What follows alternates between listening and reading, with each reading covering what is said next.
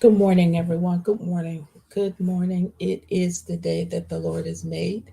We are choosing to rejoice and be glad in it. I am Angela Thornton, and this is Wise Word Ministries. Thank you so much for joining us. Good morning, hello, afternoon, evening to those who are watching on the replay. A special hey to those who are on with us live, but don't always say anything. We thank you too. We thank you. We just don't know you here, so we can't shout you out. But the Lord is good. Hope you all had a good weekend. Mine was busy, but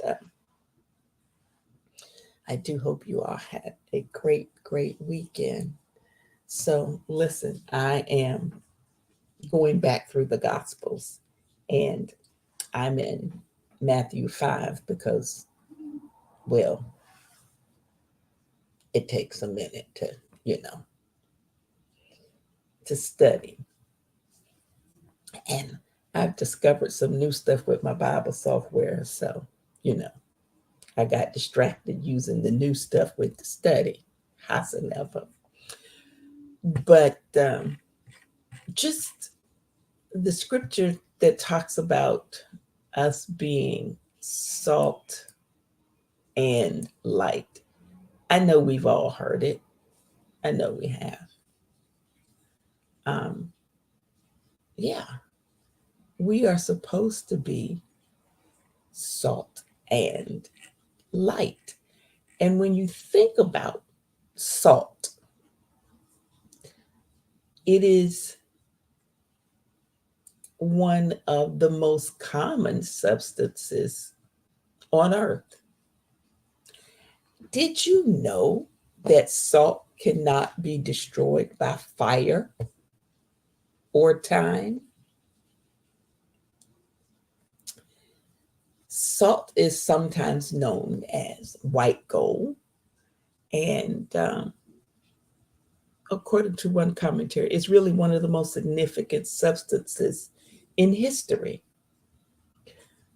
along with iron, gold, and wheat. And in not just biblical days, but in ancient times. Hey, Gertrude. In ancient societies, salt was valuable, very valuable. It was an economic commodity. They used to impose taxes on salt. Can you imagine? Can you imagine? You you gonna put taxes on salt? Yeah. In Egypt, in ancient Egypt, salt was a luxury. Um, Egyptians used it to mummify the dead. It certainly was used as a preservative. Fish, olives. Um,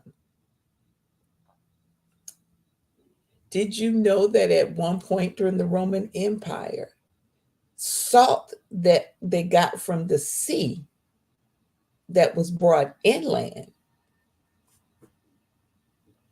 was sold for slaves? Good morning, Pastor. How you? Hey, Elizabeth in Baltimore. Salt then is this significant symbol, figurative and literally. If you shared salt, it was a symbol of friendship. It was a symbol of hospitality. I know y'all come to my house. You are not looking for salt. Y'all come to my house. Marlene looking for biscuits and Baltimore looking for cake. You know, conflicts concluded with a meal consisting of bread and salt to say we good, we cool. If you didn't eat the salt, they thought of you as a traitor. Oh, I forgot, and the gravy. Marlene's also and the gravy. Salt was seen as not just a gift, but a divine gift. So you see the importance that salt had. in society.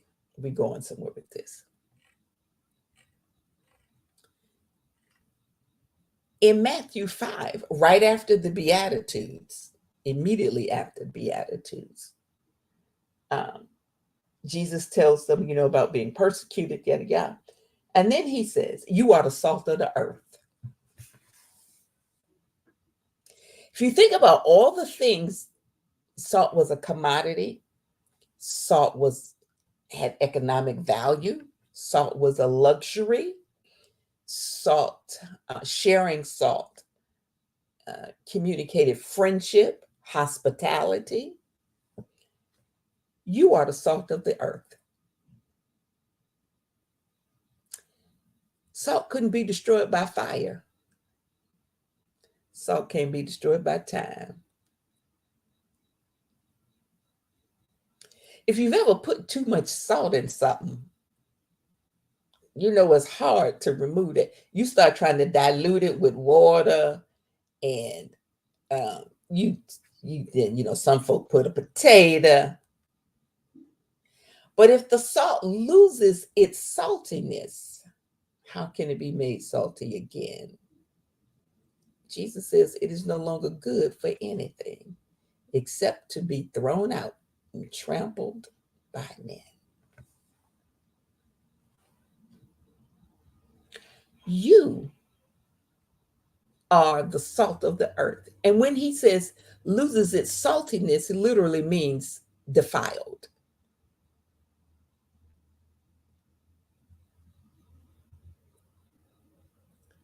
Because salt never becomes flavorless. I don't care how much time has passed.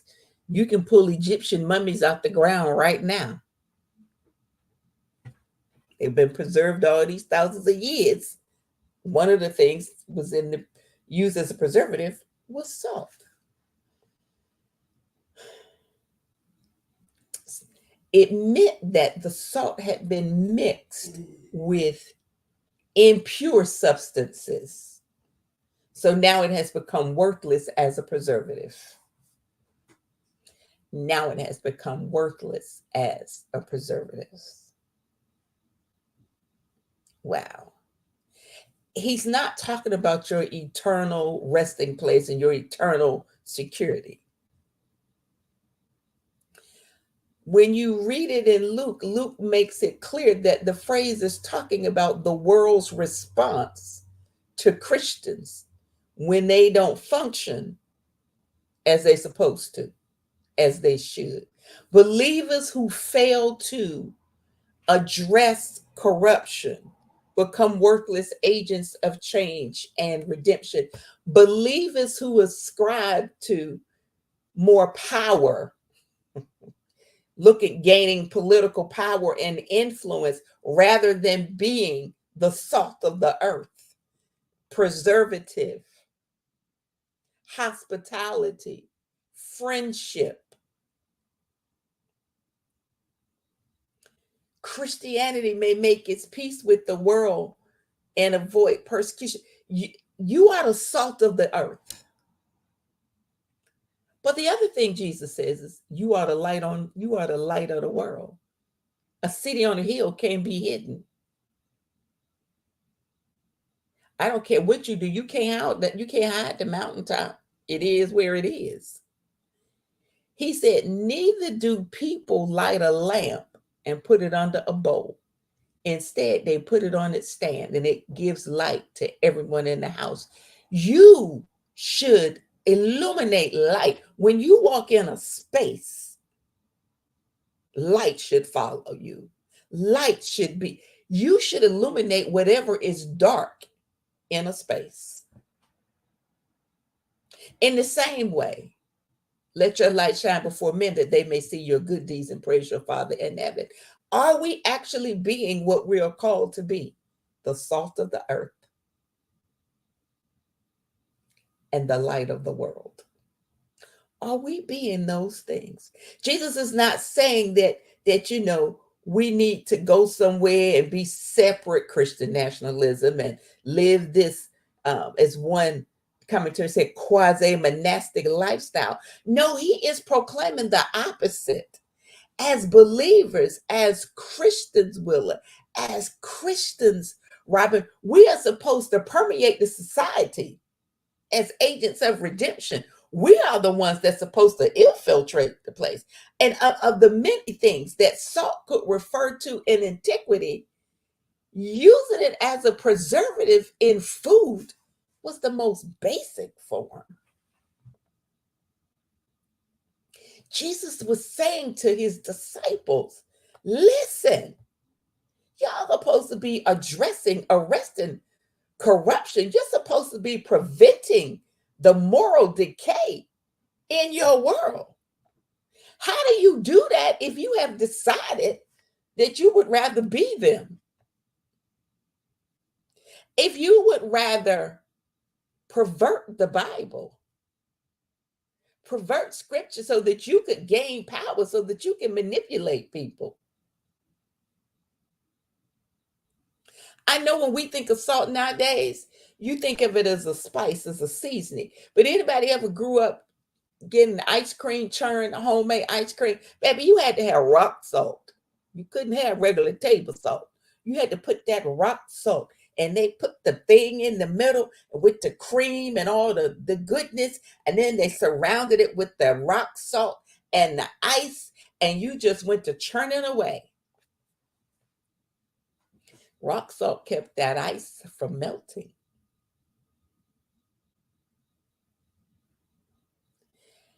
And did not at all disturb the flavor of the ice cream. When I can remember my aunt and my grandmother and talking about when they were children, how they used salt to preserve meat because they didn't have refrigerators. Remember, they had ice boxes and they used dry ice and they used salt. Anybody ever cook with salt pork? That's all it is. That's how they preserve their meat, with salt.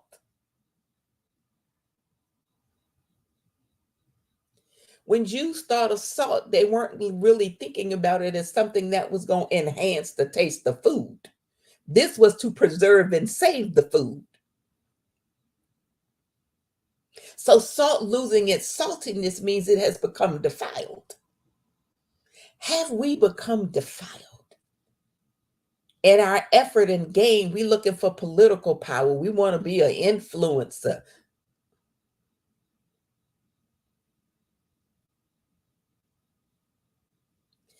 Are we still the salt of the earth? Are we being the light of the world? I say it all the time. One thing about darkness, when light shows up, it don't argue and say, I don't want to leave. You walk in a room, it's dark, you switch on the light, there is no dark. You got a flashlight, wherever you flash the flashlight, that area is no longer dark. So are we being the light of the world? Are we walking in spaces and people still see and feel darkness?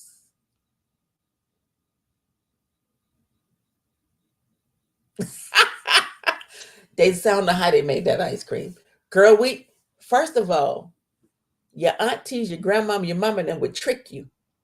We didn't understand while we were fighting for our turn. I want to turn it.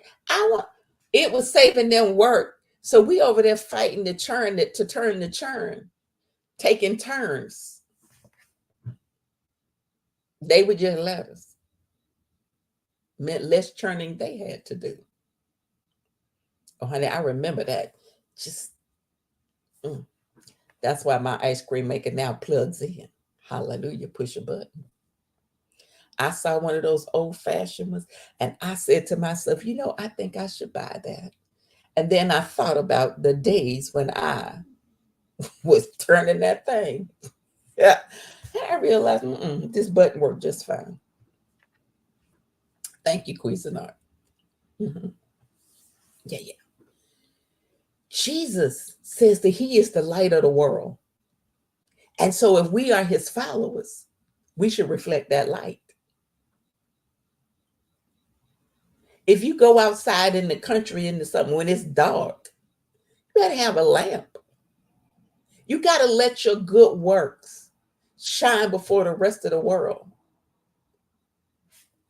And if your works are not good, then are you being the light of the world? Does anybody want to know Jesus after they have met you? Anybody want to know Jesus after they've been around us?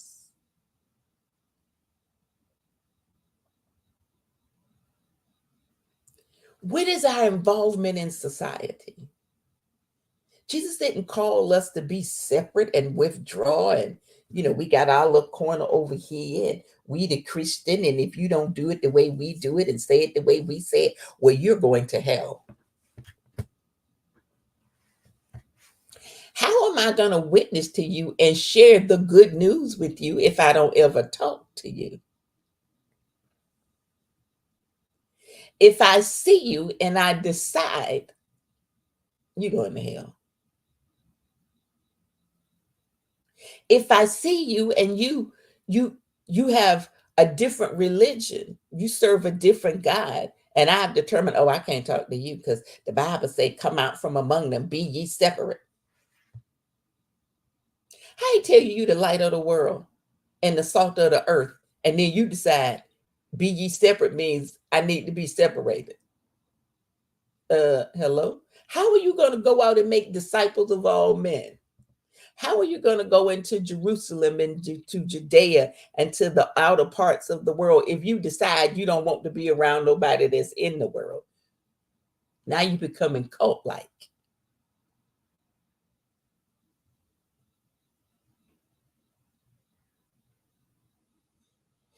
And Jesus did not mean for us to try to Christianize legislation and the values of the world.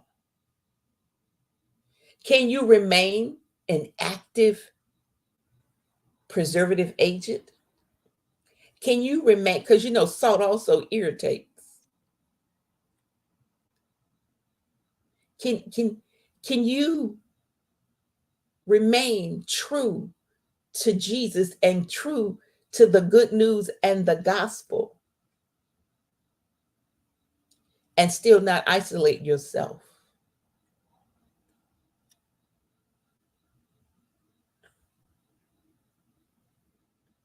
Listen, folk was mad about that thing. They said Jesus was too radical. He was too radical. He was trying to get rid of the Old Testament law. Well, he said, I did not come. Yeah, I'm going to read you what he said. He said, listen, I came to fulfill the law. Don't think I came to abolish the law of the prophets. That's not what I came to do. I didn't come to abolish the law. If you keep reading in chapter 5, he said, I did not come to abolish, but to fulfill. He said, I say to you, until heaven and earth pass away, not the smallest letter or stroke will pass from the law until it's all accomplished. Yeah, are we literally being the salt of the earth?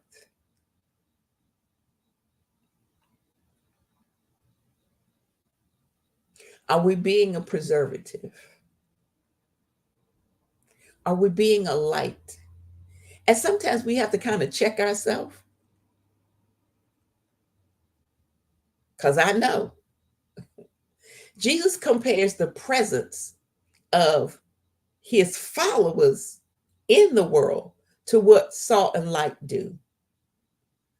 And he's saying to them, I know the world is dark.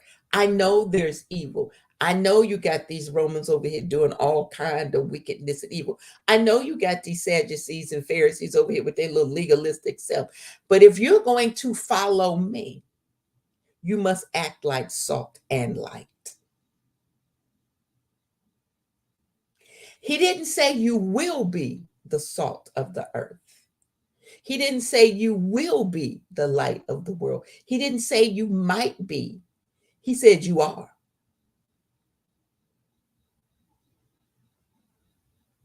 So it's nothing that you have to strive to do and work for. It is simply who you are once you have accepted that you are part of the family of God.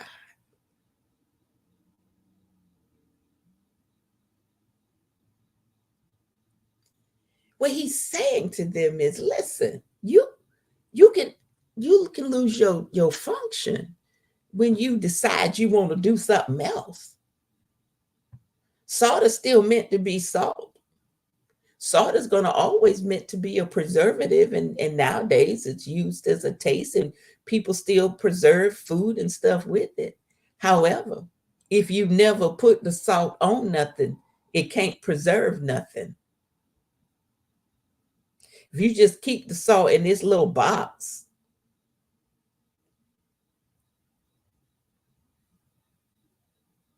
when he says you are the light of the world, you are to be an illuminating presence. Because if you put the lamp under the basket, we can't see. If you put the flashlight in your pocket and never turn it on, then you're going to remain in darkness. But if you are to be the light of the world, your very presence should bring a certain peace and light and glow and illumination to wherever you are. And here's the other thing. He says, let your light so shine. That means you don't have to dim your light. You don't have to dumb yourself down. You don't have to become less than because I'm a Christian. No, don't walk around dimming your light. Well, I don't want to be seen. I don't, honey, you ought to let your light shine. Don't you get one of them little dimmers where you can dim the light up and down? Let your light shine. Shining dimly do not go together.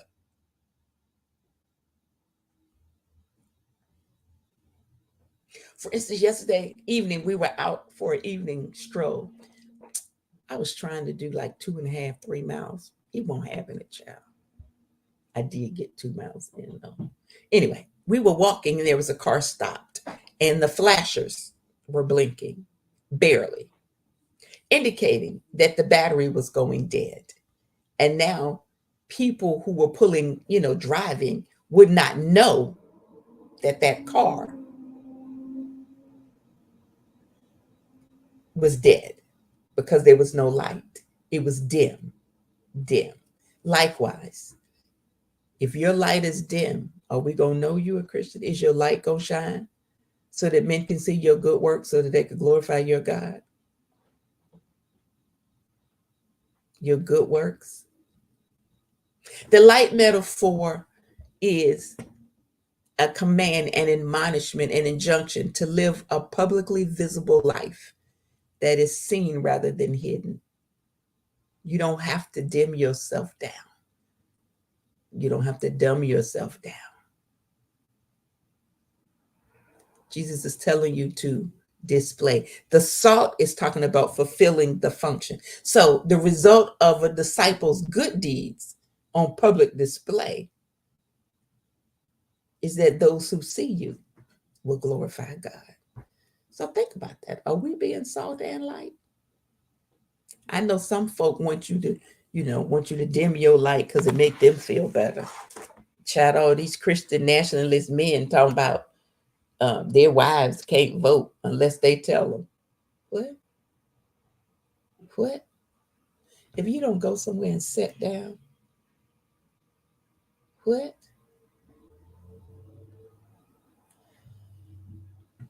Let your light so shine that men would see your good deeds and they will glorify your God. Be the salt of the earth. Be the preservative. You can't be destroyed. Salt can't be destroyed by fire or time. How about that? Salt is so potent. If you ever go to where the Dead Sea is, you can float in the water, even if you can't swim, because of the high salt content. You ever go to the beach? You cannot get that salt off of your body unless you just wash it. Everything tastes like salt. When it dry, your skin all white and ashy because it's salty. Be who we're called to be, the salt of the earth and the light of the world. Don't lose your saltiness and don't dim your light. Ear mint, ear mint. I will see y'all in the AM. Have a great day. I'm getting ready to walk myself to this gym for my Monday morning. Y'all pray I had a, yeah, I done gained 2 pounds. I was not happy. However, I put a dress on yesterday that I hadn't been able to wear in a couple of years, and it was too big. So I'm good. And my blood pressure is way down. So I'm good. I will see ya. Oh, see, Daisy's going to keep me on track.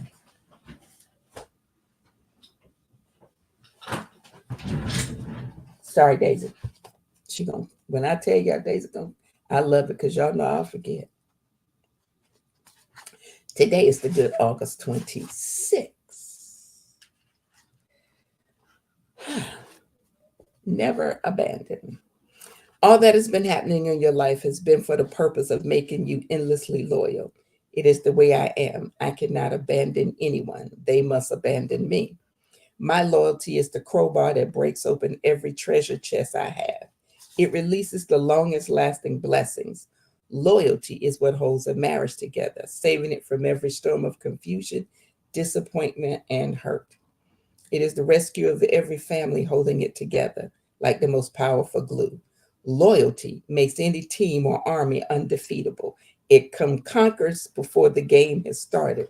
With loyalty, the game is never over. There is no permanent loss.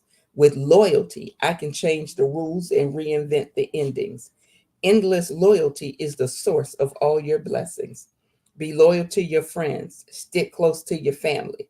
Give loyalty like a gift. Wrap it in love and humility. Let your family feel its daily effects. It will heal wounds and dispel fears. Loyalty is a bed to rest on, a plane to fly in, and a shelter to hide under. Loyalty gives back more than you can imagine. Walk in it like a favorite pair of shoes, and it will lead you straight to me. How about that? All right, y'all. I will see you in the morning. Have a great rest of your day. And if y'all in the DC area, please be careful. We're going to be, by Wednesday, it's going to be 105. Real temperature, and I feel like it's going to be in the 90s all week. We went from 70s last week to 90s. Whew. So see y'all in the morning.